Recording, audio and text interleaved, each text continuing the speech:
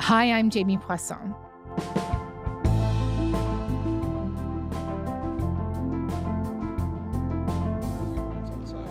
Everyone's happy with what you're doing. Really? Fighting against That's awesome to hear. tax. Everyone hates the tax. Yeah.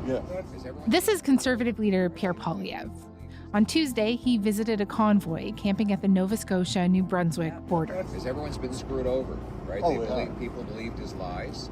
Everything he said was bullshit. Top to bottom, everything. The group says that they're protesting the carbon tax, but some of them have been protesting there on and off since 2021 over things like pandemic restrictions, and they've posted online about conspiracies like the World Economic Forum and even chemtrails. And the sad part is, we got the majority of soy boys sitting home playing video games. We're in the soy boy. What is a soy boy? Someone that's not here. As Poilievre toured the camp, he appeared in front of the signatures of Freedom Convoy figures scrawled on a trailer, the symbol of a far-right group called Diagolon, and a large flag with a familiar slogan, F Trudeau. But not the F, the whole word. You know, you get it. Can I get a picture of you beside that? We wouldn't stand in front of something else. That expletive and the Prime Minister's name are two words you've probably seen a lot in your daily life. On lawns, hung over bridges, on bumper stickers. But seeing the actual leader of the opposition filmed in front of one of these flags got me thinking. How did hatred and expletives directed at the Prime Minister become so visible in Canada? And how does this all connect to the more mainstream unpopularity that surrounds Justin Trudeau? Justin Ling is back to discuss. He's the author of Bug-Eyed and Shameless on Substack, and he recently actually spoke to the Prime Minister about these divisions.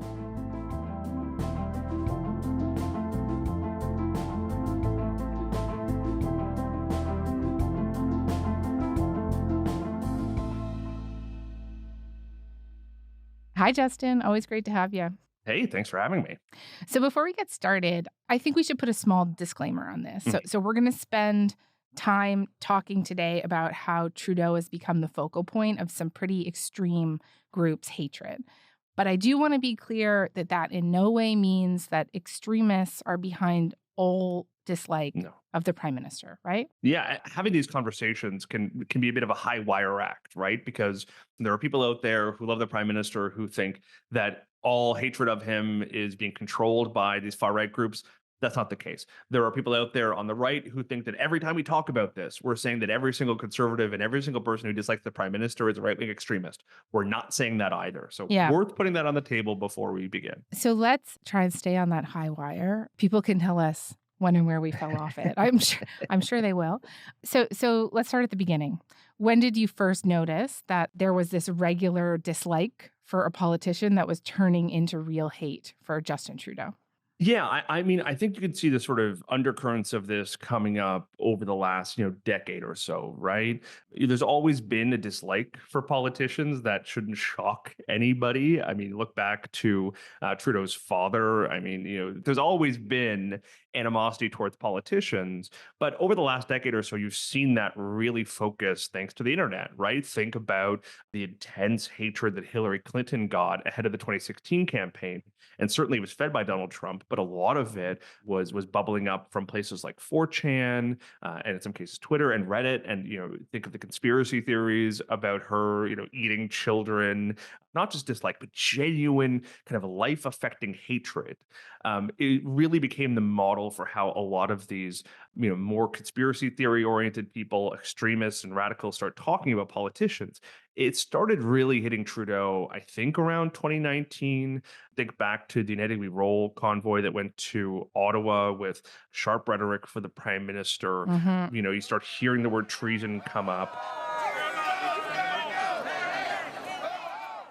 And then the pandemic just supercharges everything, right? Trudeau becomes not just public enemy number one for many far-right people in Canada, but becomes an international villain of the anti-vaccine movement, of some far-right movements, of white supremacist movements, anti-feminist movements. And he becomes this sort of heightened symbol, kind of unrivaled in the Western world, apart from maybe French President Emmanuel Macron. But Justin Trudeau becomes kind of the face of this evil globalism. And it has really just grown since then.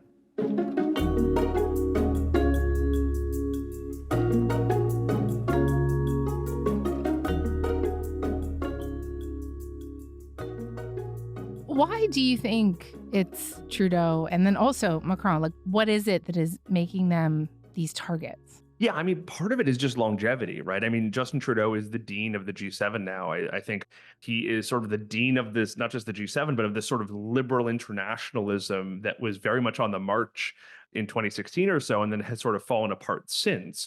There are not many big liberal leaders left in the world, and Justin Trudeau sort of sits on the top of the heap, the very small heap.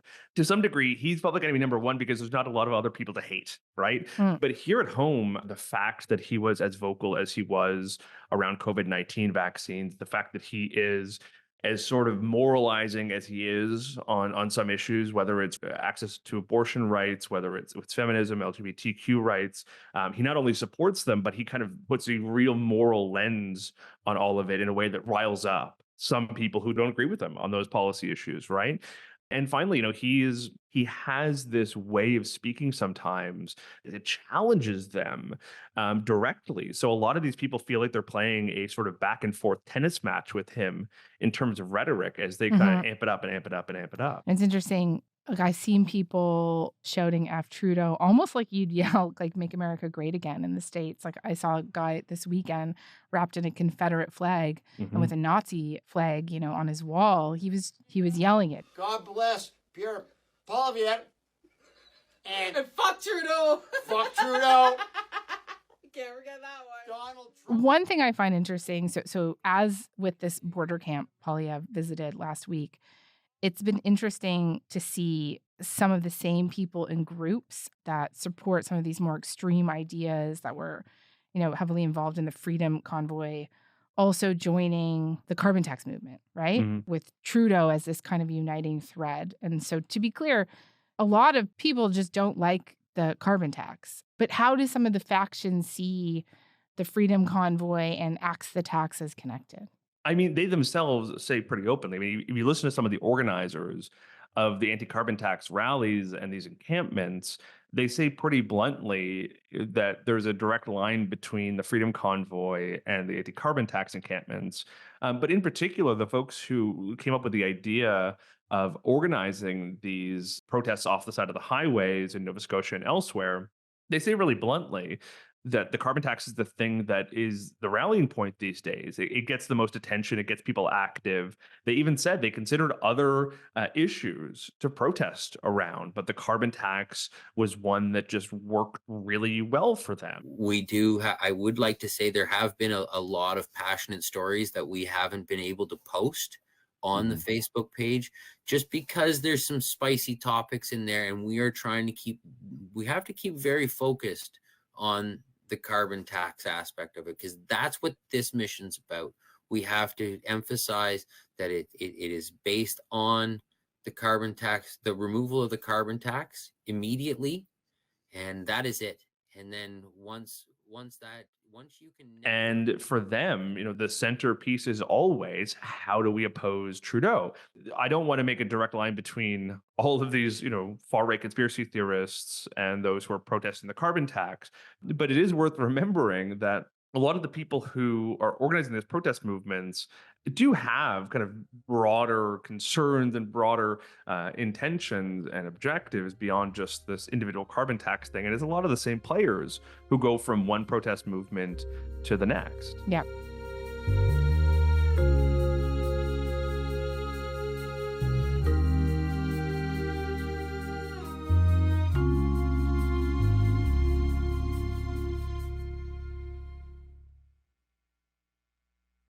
So look, the convoy camp Poilievre visited, it had a symbol for diagonal on. People had posted about conspiracies like the World Economic Forum. But we also shouldn't make it sound like these are the only venues where we see hate for the prime minister, right? Because I see these F Trudeau flags and stickers at like Costco. So talk to me a little bit about the mainstreaming of this, right? How this slogan and sentiment started appearing more in the mainstream. Yeah, and I mean, this is the really fascinating thing about how a lot of protest movements work these days, especially on the right and the far right.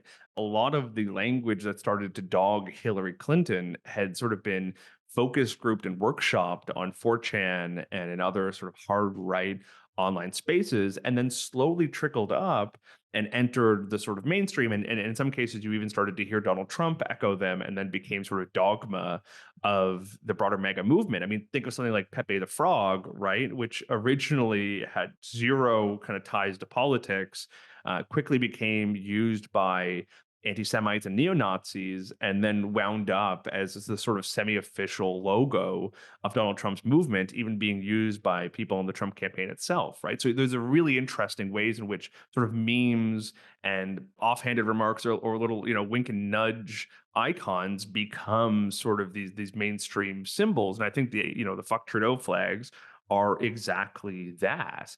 And you can point to some other. I mean, Canada First has sort of reappropriated this one particular kind of far right movement led by yet another kind of anti-Semite, has reappropriated the "Make America Great Again" into a "Make Canada Great Again" hat that you occasionally see pop up here and there. So even if it has its origins in sort of radical spaces or amongst radical groups, it ends up becoming adopted in sort of more of a mainstream sense. I mean, I think Diagolon is even maybe a good example, right?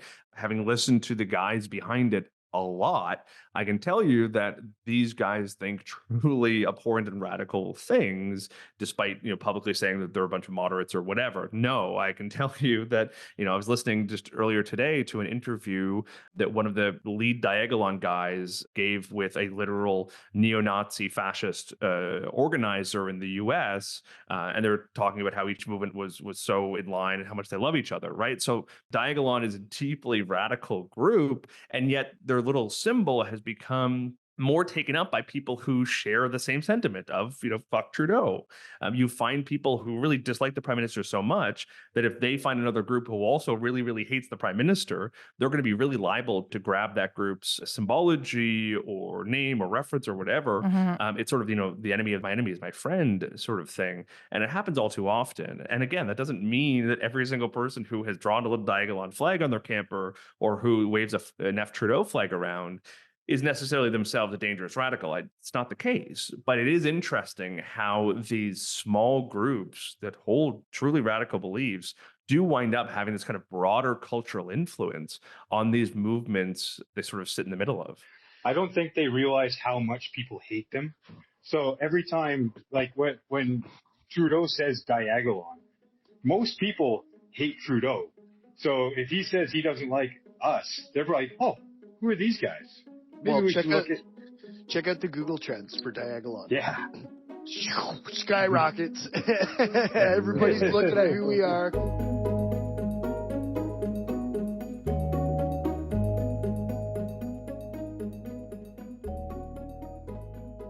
So the more moderate voters, the way that they talk about hating the prime minister, how is it different than the way the more extremist voters justify kind of waving F Trudeau flags?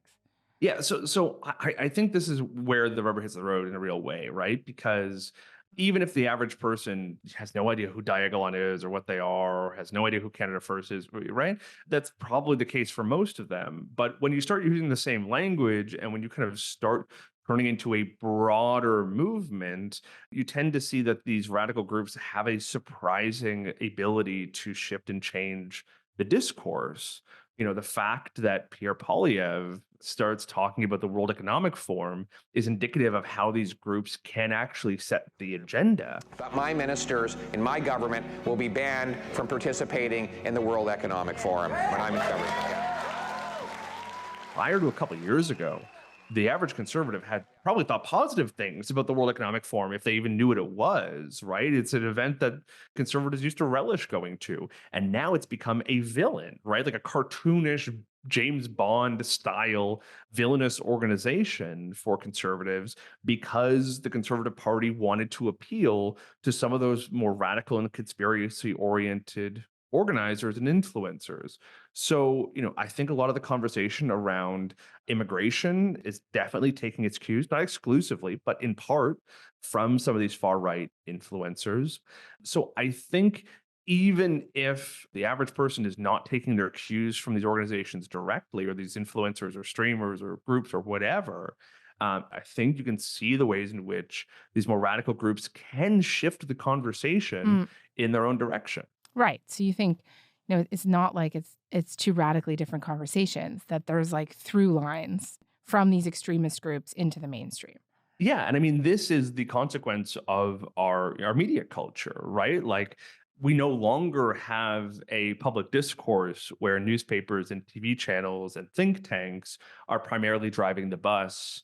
Increasingly, you are seeing kind of anybody with a web camera and even a couple thousand followers can have a significant role to play in shaping a political discourse and affecting a movement's ideology. So this does have a real consequence. And again, this is not totally unique to the right. The far right is particularly successful at this right now, but there is a point in the future where, maybe we're already right there right now in terms of other ideologies, where the far left may have tremendous success doing something really similar on a whole bunch of other fronts.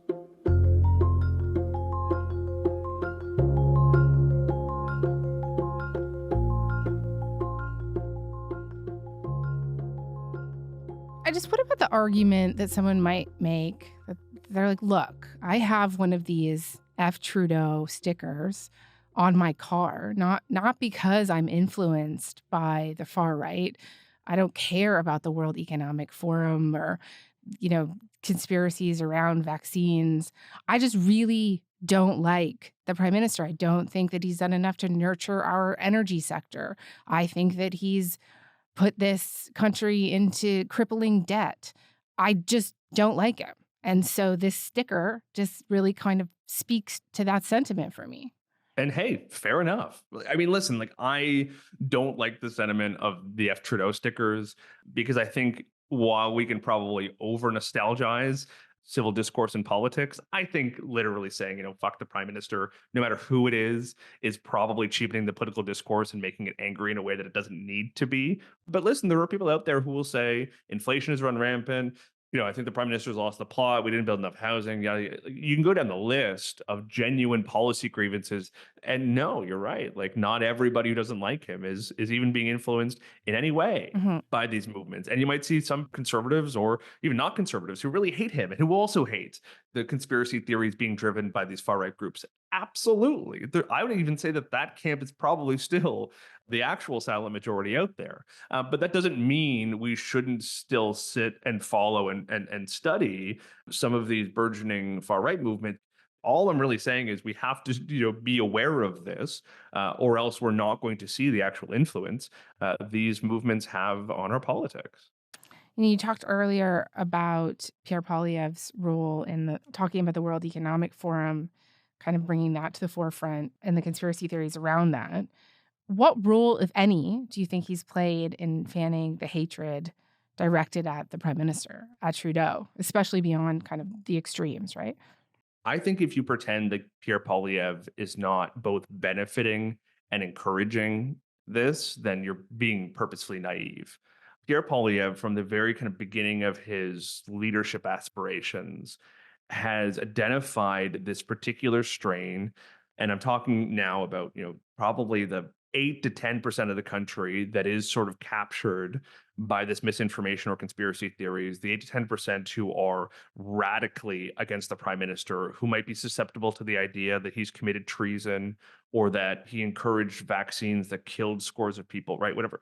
Pierre Poilievre looked at that rump of people and thought to himself, they are going to be very important for me winning the leadership and for me becoming Prime Minister. And I genuinely think you can look at a lot of the things he's done over the last couple of years through that lens, and it makes a lot of sense, right? His decision to not just tacitly endorse the convoy, not just agree with some of their aims, but his decision to go down there and join them, put his fist in the sky and say, I'm with you. I said at the very outset, before they even arrived, that I simultaneously stood with the law-abiding and peaceful truckers who were fighting for their livelihoods and liberties, while condemning any individual who breaks the law, blocks critical infrastructure, or behaves badly.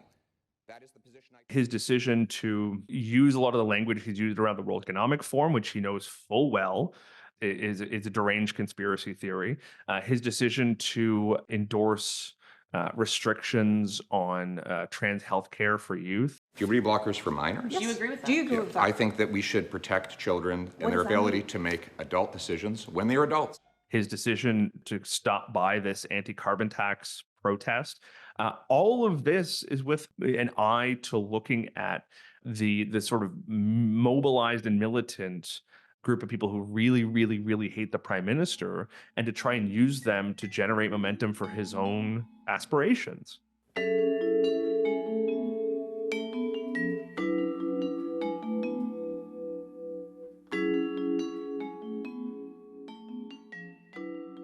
I just want to spend some time talking about Trudeau's potential culpability here. And I know that this is something that you recently spoke to him about, and just talk to me more about that. So I mean, listen, I don't think the prime minister is as culpable in this as Pierre Poilievre. I think what Pierre Poilievre is doing is incredibly dangerous. And I think these are people in his movement. He has a higher responsibility for the things they say and do. But the prime minister has been in this game for a long time. He knows this mounting radicalization and hatred that has targeted him. And I think despite what he says, he's no longer trying to win these people over. My responsibility is to all Canadians. And the fact that there are people getting so impacted by deliberate foreign disinformation or just a toxicity in partisan politics, where opinion becomes identity in a way that we hadn't seen in a long time. My job is to continue to reach out, and I'm not going to give up on anyone. Right? You know, when I put this to him recently, I pointed out that the rhetoric he uses sometimes, the way in which he talks about, that 8 to 10%, the way in which he uses them to beat up on the Conservative Party, it further does that same entrenchment that either you're with us or against us sort of thing. Either you're with the Liberal Party or you're an anti-Semite, right? Like that sort of line in the sand, it really makes people go a little squirrely, and you can't blame them, right? I've certainly spoken to people who went to the Freedom Convoy who said, I'm not really anti-vaccine, but the more I watch the prime minister kind of attacking these people, the more I started thinking maybe they have a point. And again, this is our age of polarization. And is this entirely fair to the prime minister? Is it entirely fair to Pierre Poilievre? No, but their actions have consequences, and these are the consequences. When the prime minister goes on a talk show and says many of the people who were in the this anti-vaccine movement, they include misogynists. He said it on French on a late night talk show, but of course it got clipped and it got translated and it went viral. Mais il y a aussi des gens qui sont farouchement opposés à la vaccination. Qui sont extrémistes. Qui croient pas dans la science, qui sont souvent misogynes, souvent racistes aussi. C'est une petite... I know we were both spent some time at the Freedom Convoy talking to people. I cannot tell you how many people brought that example up of that interview. Really kind of reminded you of the Hillary Clinton deplorable moment as well, right?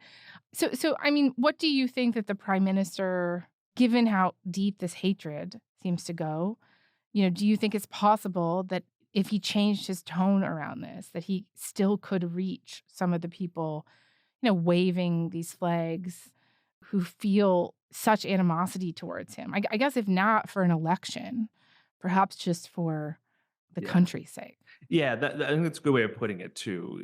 I don't think the prime minister is going to win these people over, and frankly, I don't care if he does. What I do care about is there a way in which he can change his rhetoric and his political project in such a way that tamps down the intensity here? And I think the answer is yes, right? I mean, every time he tries to paint Poilievre as an extremist, but not just him, not just this 8 to 10%, but kind of his movement as extremist. Every time he sort of says voting for Pierre Poilievre is voting for extremism, I think he puts that line in the sand, right? I think he forces people to pick a side. Are they a kind of leader that is going to welcome the support of conspiracy theorists and extremists? Because that's exactly what Pierre Poilievre continues to do, not just when he... Even some of the political projects he's pursued, like the online harms bill, I think there's good stuff in this legislation. I think there's stuff in there that, of course, is going to feed into this movement that the government is clamping down on free speech. I mean, he's setting up a new door for the Canadian Human Rights Tribunal to litigate online harm, to open the door for people to start filing challenges against each other. Of course, that's going to be presented as an attack on free speech. I think pursuing that frankly questionable policy goal in a time of this level of misinformation and conspiracy theorizing was always going to be dangerous. And he did it anyway. Did he do that with an eye of knowing that it would provoke this conversation? I think so. I think it's a reasonable assumption to make. There was a time in this prime minister's tenure when distrust of him was rising, but he made a real attempt to go across the country and to meet that distrust head on, right? You might recall he did these big town halls. Yep. And they were not vetted. People asked, in some cases, ludicrous questions, but the prime minister answered them and actually responded to them and met with them and felt accountable to them. I actually asked the prime minister about this, and he sort of brushed it off, and he said, "Oh, I still do them. I still do them all the time." Like I am still out with the public regularly. I do events all the time. We don't do the same kind of large-scale town halls, but I have done a number of big events like that. I continue to go. But he doesn't, right? He does these little town halls that are invite only, or that are only people at a specific job site. There's no real kind of randomness to these interactions anymore. Right. Although, to be fair, there are serious security concerns around him now. So this is the thing. And that's actually the prime minister's point. To some degree, he kind of says, there are people out there who don't want me interacting with the public, who don't want me to be accountable, who don't want the public to meet with me.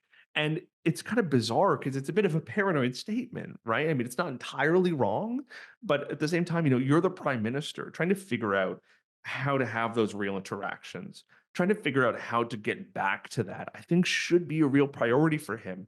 Whether or not it helps him politically, I don't know. But I do think that actually kind of bridging that divide a bit and making it less of a kind of a tribalistic rock throwing exercise, I think would be a really good thing for the country.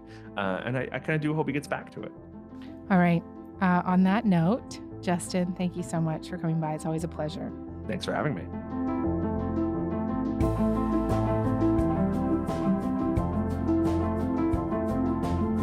All right. That's all for today. I'm Jamie Poisson. Thanks so much for listening. Talk to you tomorrow.